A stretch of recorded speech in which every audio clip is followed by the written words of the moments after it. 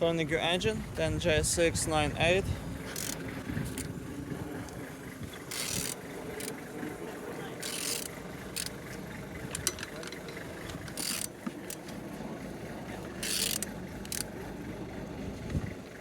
Turning good. The front engines looks good, as you can see, no damage. Compressor look nice, and on this side everything's good, as you can see. It's all on the window, no water inside. Gearbox looking good, no damage.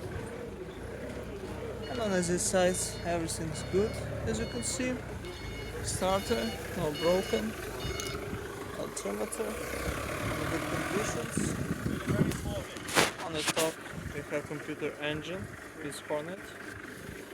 Plastic cover looking good. And on the bottom, no cracks, no leaks. And turning your engine, then Z16XER.